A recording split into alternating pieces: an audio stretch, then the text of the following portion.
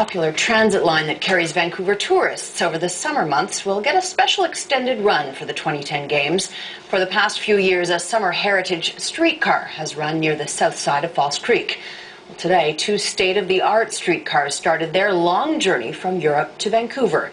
They'll be here in time to help move people during the Olympics and possibly to show us the future of transit in the city.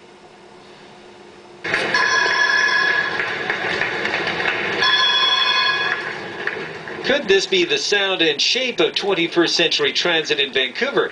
Today, two Belgian streetcars were given a send-off. They may not be athletes, but they're heading to Vancouver in time for the Games. What we hope to show people at Metro Vancouver is another transit option as we're looking at the future to deal with climate change and look at various options in the city. So it's part of that, and it's also an opportunity for us to introduce this technology to people all across North and South America.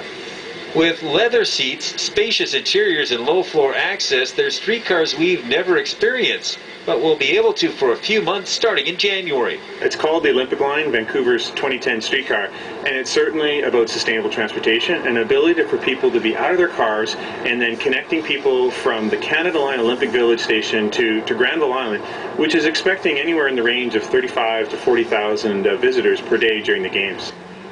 Bombardier is paying the freight to bring the loaner cars over. The city of Vancouver has put $8.5 million into improving the old South Falls Creek Heritage Rail Line. The January to March demonstration service will run from the Canada Line Olympic Village station to Granville Island. If the money could be found, the dream is to have a permanent streetcar running all the way to Stanley Park.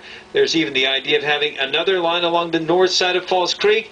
The big problem, finding the cash. Right now we don't have the funding for it, and we're working with the province on that. Hopefully we can get some movement. Hopefully the federal government will come in too.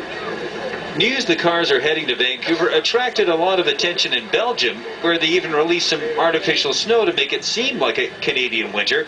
The idea is we're also supposed to fall in love with the technology. Everywhere these things have gone into place in Europe, they love them. They're a great addition to the transit system in a city, and I have a feeling that's what's going to happen here, and we're not going to want to let them go.